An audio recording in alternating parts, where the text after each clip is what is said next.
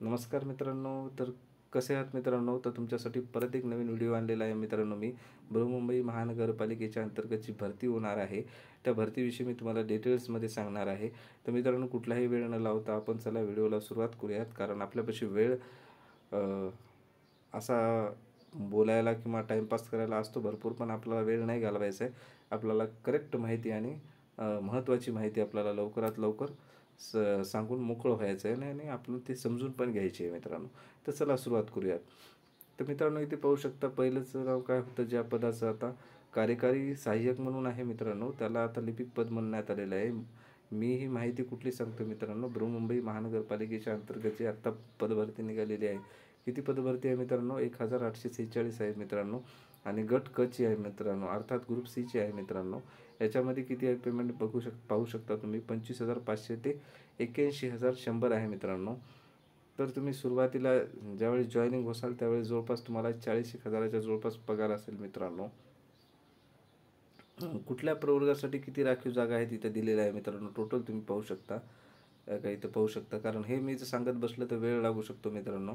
असंच ठेवलं आहे थोडा वेळ, तुम्ही पाहू शकता. स्क्रीनशॉट मारून याची घेऊ शकता. काही इथं दिलेलं आहे मित्रांनो, इथे पाहू शकता तुम्ही. टोटल त्या प्रवर्गासाठी किती जागा राखीव ठेवण्यात आलेल्या आहेत. इथे तुम्ही पाहू शकता. अनाथ जे मुलं आहेत, अनाथ मुलांसाठी 18 ठेवलेले आहेत. त्याच्यामध्ये संस्थात्मक प्रवर्गातील जे आहेत त्यांच्यासाठी 9 आणि संस्थाबाह्य जे प्रवर्गातील आहेत त्यांच्यासाठी 9 पदं ठेवण्यात आली, म्हणजे टोटल 18. दोघांसाठी 9-9 पदं देण्यात आलेली आहेत मित्रांनो. आणि इथे दिव्यांगासाठी जे 4% आरक्षण आहे त्याच्यामध्ये 74 पदं दिव्यांगांना, 1800 पदापैकी 74 जवळपास पदं दिव्यांगांना देण्यात आलेले आहेत मित्रांनो. त्याच्यामध्ये दिव्यांगाचे जे प्रकार आहेत ABCD नुसार, तर इथं पाहू शकता. अ ब क नुसार, अ ब क ड नुसार, त्याच्यानुसार वेगवेगळ्या पदासाठी वेगवेगळ्या प्रवर्गासाठी वेगवेगळ्या जागा दिलेल्या आहेत मित्रांनो. त्याच्यानंतर तुम्ही इथं आता आल्याच्यानंतर इथं कुठल्या म्हणजे अपंग, शारीरिक पात्रता किंवा पदाची जबाबदारी, दिव्यांगाच्या प्रकार, शारीरिक पात्रता, जबाबदारी, कर्तव्य विचारात घेऊन अर्ज करणे आवश्यक आहे त्यांनी सांगितलेले आहे तिथं. तर कुठले आहेत तर मित्रांनो, इथे पाहू शकता तुम्ही.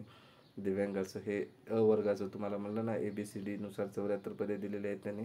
अ वर्गामध्ये मित्रांनो पाहू शकता तुम्ही, अंध किंवा अल्पदृष्टी किंवा लो विजन, म्हणजे जे लो विजनचे असतात मुलं त्यांच्यासाठी आहे.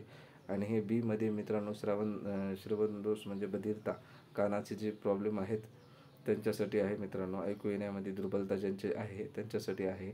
आणि चलनवलन म्हणजेच हे सी प्रकाराचे येतात ना मुलं, त्यांचे चलनवलन म्हणजे एका हाताने, एका पायाने किंवा दोन्ही पायाने, दोन्ही हाताने, अशा पद्धतीचे इथं अस्थिव्यंगचा प्रकार दिलेला आहे. आणि याच्यामध्ये मध्ये जे मानसिक अपंगत्व जे असतं, म्हणजे त्यांच्या मेंदूवरती थोडाफार हे असतो, परिणाम झालेला असतो किंवा त्यांच्यावर विशिष्ट शिक्षण अक्षमता असते किंवा त्यांच्यामध्ये असं मानसिक आजार असतो त्यांना, त्याच्यामुळे थोडंसं त्यांचं बौद्धिक अपंगत्व असेल किंवा अशा पद्धतीचं असतं मित्रांनो. त्याच्यानंतर एकात्मिक म्हणजे एकापेक्षा जास्त, म्हणजेच मित्रांनो या दोन्ही, उदाहरणार्थ हे अपंग आहे आणि हा अपंग आहे, तर यांच्याच तर्फे हा जमलं जातं, म्हणजे हा प्रवर्ग भेटतो त्यांना, किंवा हा आहे आणि हा आहे यांना असं भेटलं जातं. म्हणजे म्हणजे एकच व्यक्ती या ABC नुसार, ABCD नुसार या प्रवर्गातला असला पाहिजे. एकच व्यक्ती 2-3 अपंगाचे प्रकार असतील तर त्याच्यामध्ये तो येतो. आता इथे तुम्ही पाहू शकता त्यांची कर्तव्याची जबाबदारी काय काय आहे, तुम्ही इथे पाहू शकता. विविध प्रकारची कारकुनी कर्तव्य पार पाडणे, म्हणजेच अभिलेख परि परिरक्षित करणे, टपाल स्वीकारणे, पाठवणे, नियमित स्वरूपाचा पत्रव्यवहार करणे, विविध प्रकारची माहिती तयार करणे, विविध प्रकारचे वेळापत्रक तयार करणे, वेतन देयक, विमा आणि भविष्य निर्वाह निधी, खातेसंबंधी काम करणे, वेतन प्रकाराशी संबंधित कामे पार पाडणे, अशा इत्यादी प्रकारचे इथे दिलेले आहेत मित्रांनो. तुम्ही इथे पाहू शकता, वाचू शकता तुम्ही. जाहिरात आपल्या डिस्क्रिप्शनमध्येच असेल मित्रांनो. त्याच्यानंतर इथून पाहिल्याच्यानंतर आता इथं दिलेलं आहे मित्रांनो, भरतीमध्ये त्यांनी एक महत्त्वाची सूचना जी दिलेली आहे मित्रांनो, तुम्हाला मी दाखवतो. इथे दिलेली आहे मित्रांनो, जी भरतीमध्ये दिलेली आहे महत्त्वाची सूचना, ती काय आहे का, भरती जाहीर केलेली रिक्त पदाच्या संख्येत वाढ किंवा घट होण्याची शक्यता आहे मित्रांनो. त्याच्यामुळे असं वाढू पण शकतात पदं आणि कमी पण होऊ शकतात. त्याच्यानंतर तुम्ही ते हे दिव्यांगाचं दिलेलं आहे, तुम्ही वाचून घेऊ शकता मित्रांनो. तरी मी तुम्हाला फक्त आपल्याला जे आहे सामाजिक सामाजिक आणि समांतर जे आरक्षण आहे मित्रांनो, त्याच्याविषयी मी तुम्हाला सांगणार नाही, कारण त्याचे ते तुम्ही वाचून घेऊ शकता.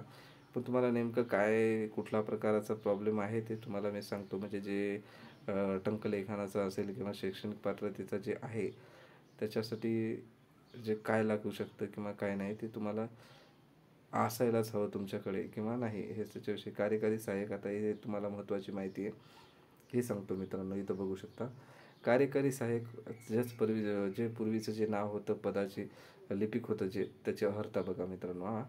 उमेदवार मान्यताप्राप्त मंडळाची माध्यमिक शाळा प्रमाणपत्र परीक्षा, तत्सम परीक्षा प्रमाणपत्र उत्तीर्ण असतं पहिल्याच प्रयत्नात मित्रांनो. प्रथम प्रयत्नात उत्तीर्ण असावा. आणि म्हणले वन आहे आणि म्हणले, आणि मान्यताप्राप्त विद्यापीठाच्या वाणिज्य विज्ञान कला किंवा तत्सम शाखा पदवीधर असावा. आणि प्रथम प्रयत्नातच, म्हणजे त्यांनी तुम्हाला असं सांगितलं आहे की तुम्ही 10वी किंवा ग्रॅज्युएशन असेल तुमचं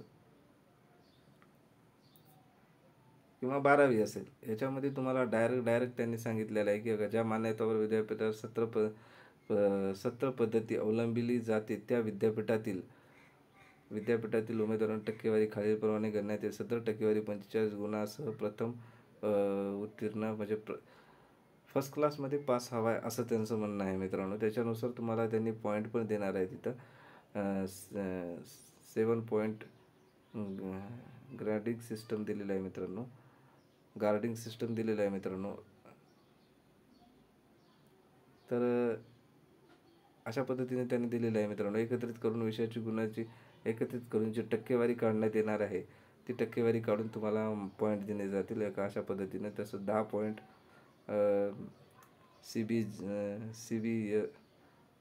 CBCSC प्रथम श्रेणी देण्यात येणाऱ्या विद्यापीठाला देण्यात येणार आहे. म्हणजे ज्यांना फर्स्ट क्लासमध्ये पास झाले त्यांच्यासाठी त्यांची हे एकत्रित करून त्यांनी अशा पद्धतीचे तुम्हाला मार्क देणार आहेत मित्रांनो. असं करणार आहे. तर मित्रांनो, याच्यानंतर तुम्ही मेन म्हणजे अजून त्यातल्या त्यात त्यांनी अजून दुसरी कोणती अट घातलेली आहे इथं पाहू शकता. उमेदवारांनी माध्यमिक शाळा प्रमाणपत्र व तत्सम किंवा उच्च परीक्षा गुणाचे मराठी 100 गुणाची मराठी व 100 गुणाची इंग्रजी विषय उत्तीर्ण असावा. म्हणजेच तुम्हाला इंग्रजी आणि मराठी विषय तुम्हाला असलाच पाहिजे मित्रांनो. 10वीला असताना, माध्यमिकमध्ये असताना किंवा उच्च परीक्षा म्हणजे 12वीला असताना. 10वी किंवा 12वी तुमची कशामध्ये झालेली पाहिजे? मराठी इंग्रजी या विषयामध्ये झालेली पाहिजे. ते बी 100 गुणाचा असला पाहिजे. आणि इथं अजून तुम्हाला टायपिंगचं काय दिलं आहे मित्रांनो, इथं पाहू शकता तुम्ही. इथं टायपिंगचं दिलेलं आहे मित्रांनो. उमेदवाराकडे शासनाने इंग्रजी व मराठी टंकलेखन प्रत्येकी किमान 30 प्रति मिनिटे वेगाने उत्तीर्ण केलेले प्रमाणपत्र असावे. म्हणजे तुम्हाला 30च मागितलेली आहे. मराठी 30 आणि इंग्लिश 30च मागितलेली आहे मित्रांनो. त्याच्यामुळे असं नाही आहे की याच्यामध्ये तुम्हाला आता इंग्लिश 40 मागतात सारास कुठेही गेलं तर. इंग्लिश 40 आणि मराठी 30 मागतात, पण यांनी दोन्ही 30च मागवलेले आहेत. अशा पद्धतीने त्यांनी करून ठेवलेलं आहे. आता त्यांनी टिप काय दिलेली इथं पाहू शकता मित्रांनो. टिप काय दिली आहे? कार्यकारी सहाय्यक संवर्गात नेमणुकीसाठी उपरोक्त नमूद केलेल्या शैक्षणिक अर्हता धारण करणे आवश्यक आहे. तथापि उमेदवाराजवळ उपरोक्त 4 मधलं जे दिलेलं आहे मित्रांनो, 4 प्रकाराचं हे जे उमेदवाराजवळ MSCIT परीक्षा उत्तीर्ण प्रमाणपत्र किंवा जे MSCIT जे नाही त्याच्यासाठी काय म्हणले, संगणक अर्हता नसल्यास नियुक्ती दिनांकाच्या पासून 2 वर्षाच्या आत सादर करणे आवश्यक आहे. अन्यथा सेवा समाप्त करणे. म्हणजे तुमच्याजवळ MSCIT प्रमाणपत्र नसलं तरी चालतं मित्रांनो, काय हरकत नाही, तुम्ही फॉर्म भरू शकता. मात्र त्यामध्ये त्यांनी काय म्हणलेलं आहे की जॉईनिंग झाल्याच्या नंतर 2 वर्षात तुम्ही कधी पण सादर करू शकता, अन्यथा तुमची सेवा समाप्ती म्हणजे होऊन जाईल. जर नाही तर तुम्ही केलं तर तुम्हाला म्हणजे नोकरीवर ठेवण्यात येणार नाही, अशा पद्धतीने. तर मित्रांनो, त्याच्यानंतर तुम्ही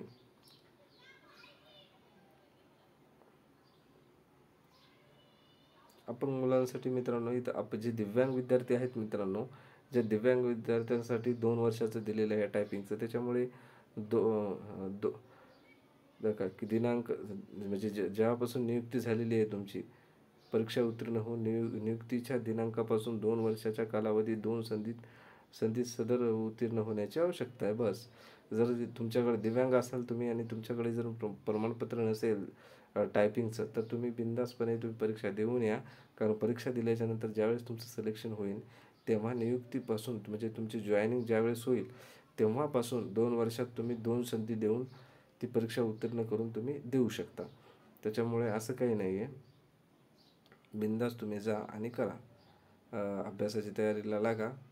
आणि मित्रांनो, अशा पद्धतीने झाल्याच्यानंतर आता आपण त्याच्यामध्ये पाहूया की किमान वयोमर्यादा काय आहे त्या उमेदवारांसाठी एक नॉर्मली. तर मित्रांनो, अराखीव जे खुल्या प्रवर्गाचे आहे ते 18 ते 38 वर्षापर्यंत फॉर्म भरू शकतात. आणि जे मागास प्रवर्गातले आहे ते 18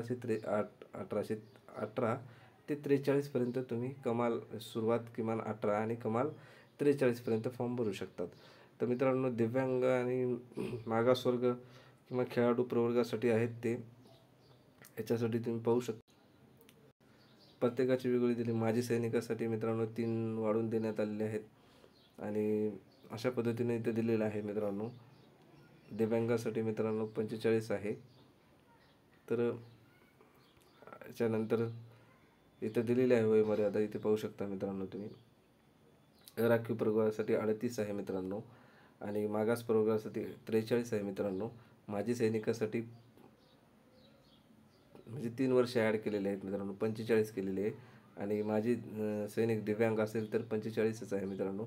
आणि नॉर्मली दिव्यांग असेल तरी त्याला पण 45 आहे मित्रांनो. अंशकालीन उमेदवार असेल तर त्याला 55 आहे मित्रांनो. तर अशा पद्धतीने इथे दिलेलं आहे मित्रांनो, तुम्ही पाहू शकता.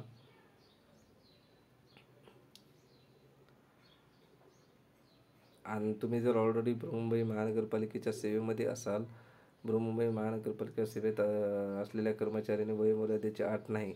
तथापि खाते प्रमुखांचे अर्ज सादर करण्याच्या दिनांकापासून हरकत प्रमाणपत्र सादर करणे अनिवार्य आहे मित्रांनो. तर त्याच्यानंतर निवड निकष तुम्हाला इथं काय आहेत तुम्हाला परीक्षेचे हे सांगतो मित्रांनो. निवड निकषामध्ये कार्यकारी हे ऑनलाईन पद्धतीने परीक्षा आहे मित्रांनो. बहुपर्याय म्हणजे MCQ टाईप आहे मित्रांनो. संगणकावर म्हणजे ऑनलाईन परीक्षा आहे मित्रांनो. आणि गुणवत्ता यादी उमेदवाराच्या विविध सामाजिक आरक्षणानुसार निवड यादी तयार करण्यात येणार आहे मित्रांनो. त्याच्यानंतर मित्रांनो, याचा कुठला दर्जा असणार आहे तर मित्रांनो 12वी दर्जाचा समान आहे. सदर पदाकरता घेण्यात बहुपर्यायी वस्तुनिष्ठ ऑनलाईन स्वरूपाची परीक्षा आहे मित्रांनो. आणि यामध्ये मित्रांनो मराठी भाषा आणि व्याकरण किती 25 प्रश्न आहेत मित्रांनो 50 मार्कासाठी. म्हणजे एका प्रश्नाला 2 मार्क आहेत मित्रांनो, असं बघू शकता. टोटल 25 आहेत मित्रांनो.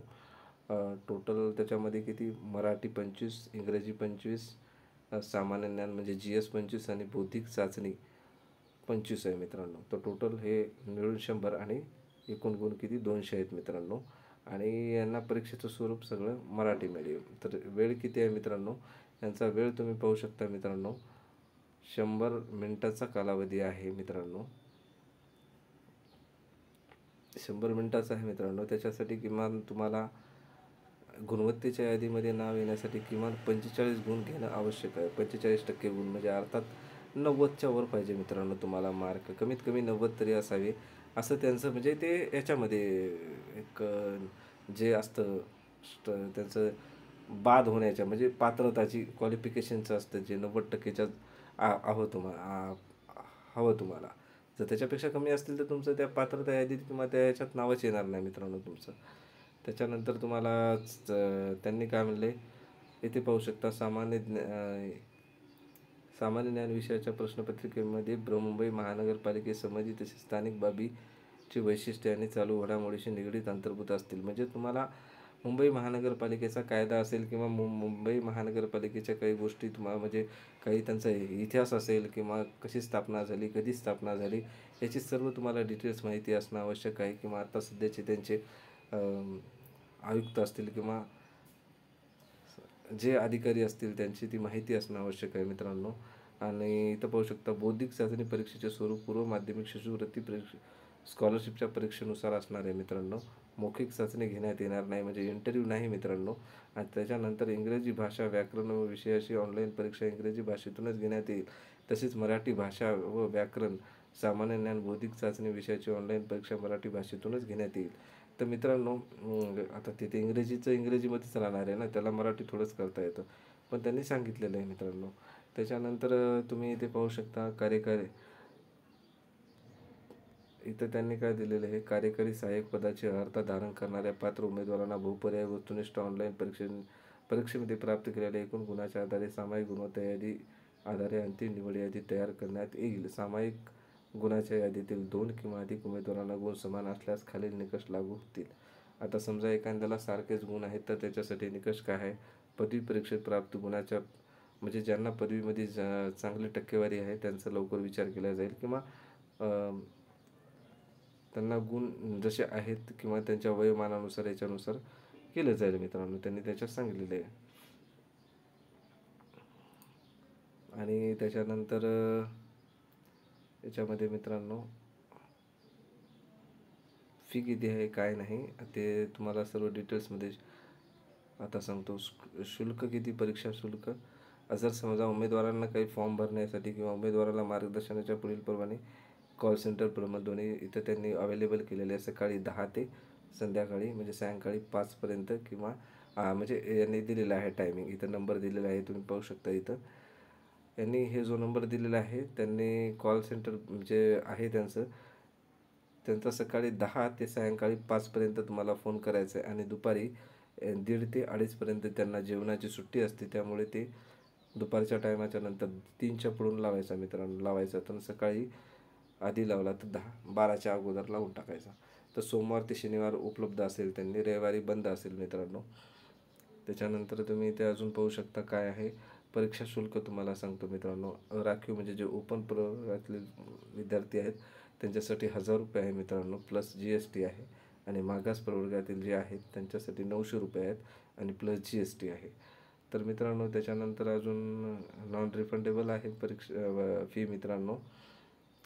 त्याच्यानंतर हे दिव्यांगासाठी दिलेले आहे मार्गदर्शन सूचना मित्रांनो. त्याच्यानंतर आपण अजून पाहूत काय आहेत काय नाही त्यांच्या अटी.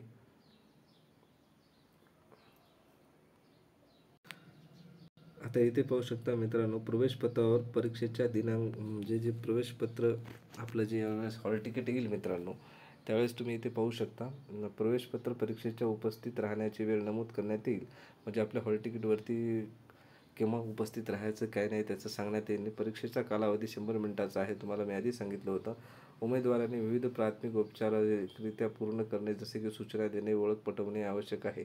कागद म्हणजे आता तुम्हाला परीक्षेच्या ठिकाणी गेलात तुम्ही तर लवकर जा असं त्यांचं म्हणणं आहे, की नमूद वेळेच्या सुमारे 1 तास आधी परीक्षा केंद्रावर जाण्याची गरज आहे असं त्यांनी सांगलेलं आहे मित्रांनो. तुम्ही बघू शकता प्रवेशपत्रावर नमूद केलेल्या वेळेच्या सुमारे 1 तास आधी परीक्षा केंद्रावर उपस्थित राहणे बंधनकारक आहे. 15 मिनिटं आधी परीक्षेच्या केंद्रावर प्रवेश बंद करण्यात येणार असल्यामुळे त्यानंतर येणारे उमेदवार परीक्षेस बसण्यास परवानगी नाही. तर मित्रांनो तुम्ही इथे पाहू शकता, जर समजा तुम्ही लेट केलात थोडं परीक्षेला जायला तर तुम्हाला जमणार नाही. आपण आतापर्यंत एक्झाम देतच आलो आहे, तुम्हाला माहिती आहे ओळख पटवण्यासाठी म्हणजे किंवा आपलं जे ओळखीचा पुरावा म्हणून आपल्याला काय द्यायची गरज आहे ते मित्रांनो, आधार कार्ड लागतं आपल्याला हे माहिती आहे, आणि ओरिजिनल मूळ घेऊन जायचं. त्याच्यानंतर नॉर्मलायझेशन पद्धती आहे मित्रांनो. एका दिवशी एकापेक्षा जास्त सत्रामध्ये किंवा अनेक दिवसात एकापेक्षा जास्त सत्रामध्ये परीक्षा घ्यावी लागली तर, बघा इथं पाहू शकता मित्रांनो नॉर्मलायझेशनची प्रक्रिया काय आहे सामान्यीकरणाची. तर एकाच दिवशी एकापेक्षा जास्त सत्रामध्ये किंवा अनेक दिवसात एकापेक्षा जास्त सत्रामध्ये परीक्षा घ्यावी लागली तर परीक्षेचे प्रथम दिवस ते अंतिम दिवस तसेच सत्र 1 ते अंतिम सत्र याबाबत सामान्यीकरण प्रक्रिया म्हणजे नॉर्मलायझेशन मेथड करण्यात येईल. सामान्यीकरण म्हणजे जी नॉर्मलायझेशन मेथड फॉर्म्युला आहे ते जाहिरातीसोबत जोडण्यात आलेलं आहे मित्रांनो. तर मित्रांनो अशा पद्धतीने इथे माहिती दिलेली आहे.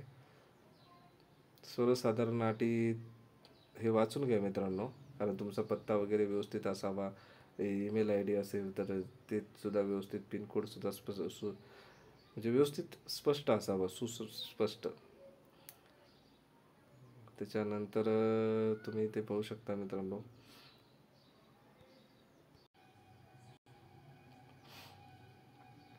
इथे पाहू शकता मित्रांनो तुम्ही 14.21चा जो हे आहे मित्रांनो पॉईंट आहे 14.21चा. म्हणजेच याच्यामध्ये त्यांनी काय दिलेलं आहे तुम्हाला वरी दाखवतो. कुठल्या प्रवर्गाचं म्हणजे त्यांनी काय दिलेलं आहे वरी. सर्वसाधारण जे अटी आहेत महानगरपालिकेच्या, तर त्याच्यामध्ये तुम्हाला मी सांगतो कुठल्या म्हणजे काही दिलेले आहेत ते अटी तुम्हाला ध्यानात आठवण असावी. तर मित्रांनो इथे तुम्ही पाहू शकता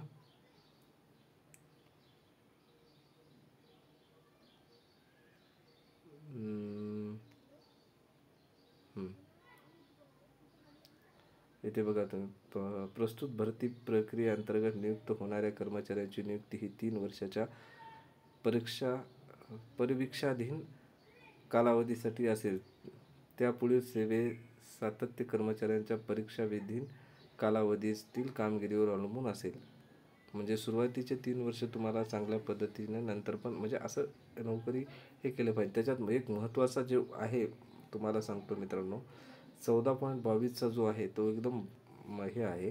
निवड झालेल्या उमेदवारांना सदर पदावर नियुक्ती करण्यापूर्वी सदर पदाच्या 1 महिन्याच्या वेतनाएवढी रोख रक्कम सुरक्षा अनामत रक्कम म्हणून उमेदवाराला भरावी लागेल किंवा तशा आशयाच्या क्षतिपूर्ती म्हणजे हे बंधनपत्र तुम्हाला बंधपत्र देण्याची गरज आहे. म्हणजे मित्रांनो तुमची ज्यावेळेस निवड होईल ना त्यावेळेस तुम्ही 1 महिन्याची पगार महानगरपालिकेला देण्याची गरज आहे मित्रांनो. म्हणजेच महानगरपालिकेला म्हणजेच आपल्या याच्यामध्ये जमा करण्याची गरज आहे.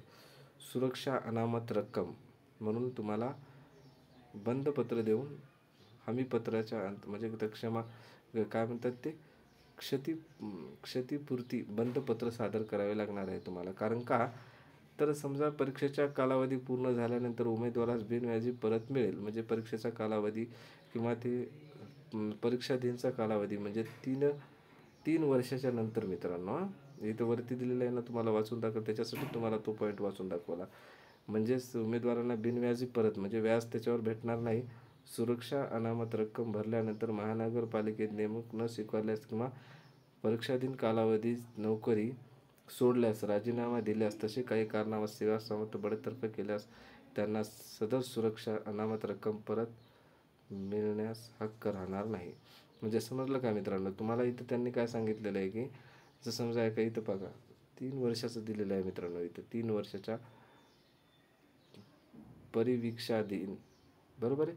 मग 3 वर्ष तुम्हाला ज्यावेळेस तुमची जॉईनिंग होईल त्यावेळेस तुम्हाला 1 महिन्याची पगार तिथं त्यांच्या अनामत रक्कम बंधपत्रानुसार तुम्हाला त्यांना द्यावी लागणार आहे. ज्यांची ती जेवढी पगार असेल तेवढी तुम्हाला महानगरपालिकेत जॉईनिंग होताना तुम्हाला नियुक्तीच्या वेळेस द्यावं लागणार आहे.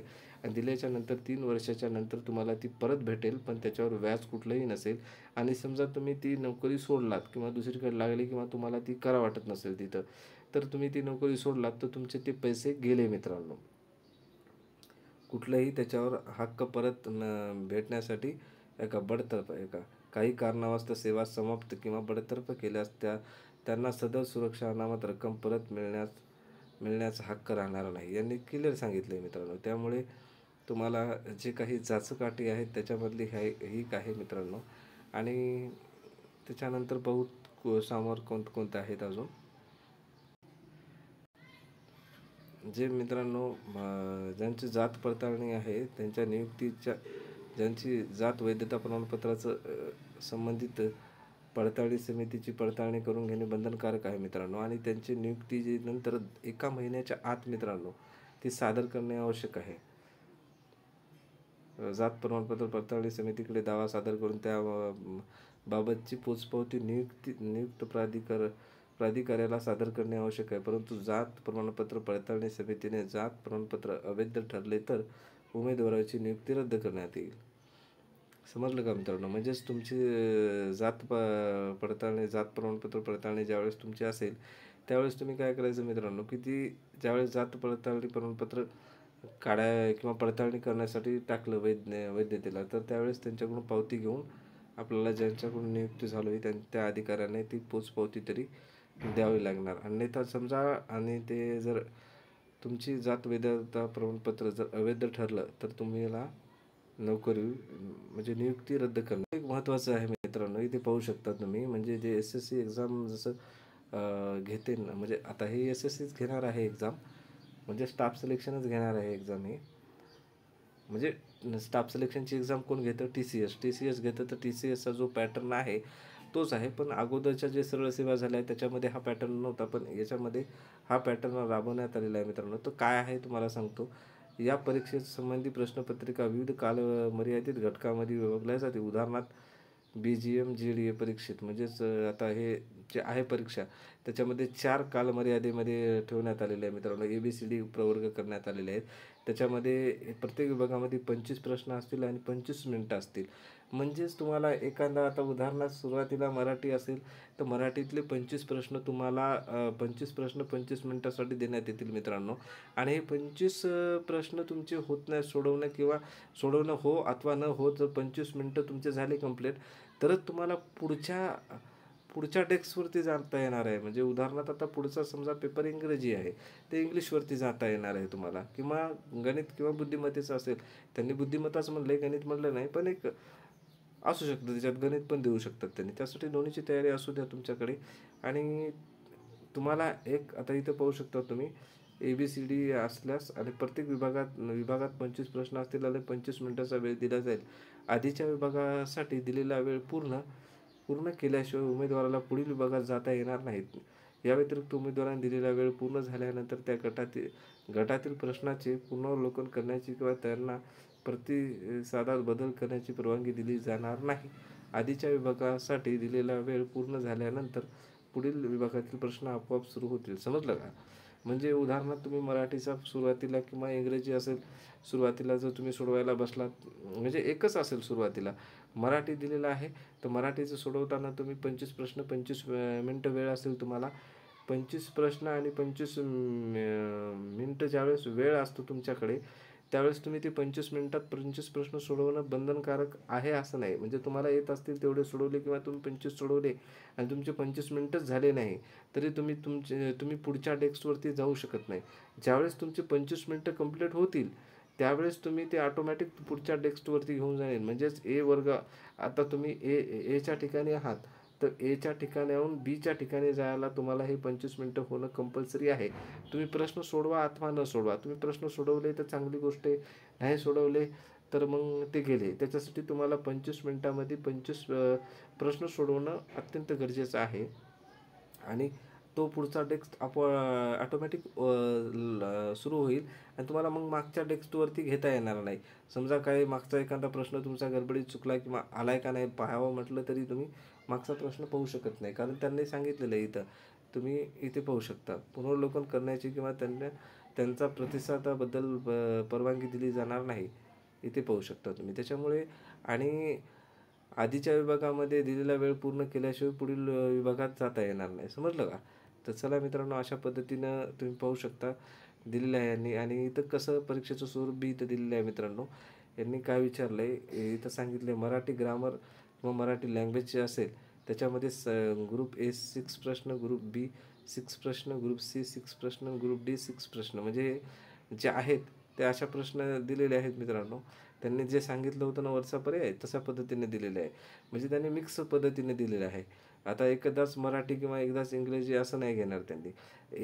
एमध्ये तुम्ही पाहू शकता, एमध्ये एवढे प्रश्न असतील मित्रांनो. इंग्रजीचे 6, मराठीचे 6 आणि सामान्य ज्ञानचे 6 म्हणजे GSचे 6 आणि इंटेलिजंट टेस्ट म्हणजेच बौद्धिक चाचणीचे जे असतील त्याचे 7 क्वेश्चन असतील. टोटल 25 क्वेश्चन 25 मिनिटं असेल मित्रांनो. अशा पद्धतीचं म्हणजे हे हा तुम्हाला डेस्क पूर्ण झाला आणि तुमच्याकडे 25 मिनिटं शिल्लक असतील, तुमचे 25 मिनिटच संपले नाही तरी तुम्ही या डेस्कवरती जाऊन तुम्ही हे सोडू शकत नाही. समजा तुम्हाला वाटलं आता हे हे हे थोडे प्रश्न इझी नाहीत किंवा हार्ड आहेत खूप, याच्यावरती जाण्यापेक्षा आपण पुढचा बघूता, तर याच्यावरती नाही जाऊ शकत तुम्ही. हे सोडवल्याशिवाय किंवा हे सोडवलं नसलं तरी तुमचे 25 मिनिटं झाले नाही तोवर तुम्ही या डेस्कवरती जाऊ शकत नाही. आणि या डेस्कवरती गेल्याच्या नंतर तुम्ही परत या डेस्क आता समजा तुम्ही या डेस्कवरती गेलात आणि ह्या डेस्कवरती तुम्हाला परत यायचं आहे की आपले कोणते बरोबर आहेत का कोणते चुकत आहेत मागं घेऊन पाहायचं असेल तर तुम्ही रिटर्न नाही येऊ शकत. यांनी इथं जाहिरातीमध्ये म्हणजे इथंच त्यांनी महत्त्वाची सूचना दिलेली आहे, तुम्ही इथेच पाहू शकता मित्रांनो. त्याच्यामुळे मित्रांनो तुम्ही चांगल्या पद्धतीने सोडवा, विचार करून सोडवा. तर ओके, धन्यवाद, थँक्यू, बेस्ट ऑफ लक, चांगली तयारी करा. धन्यवाद.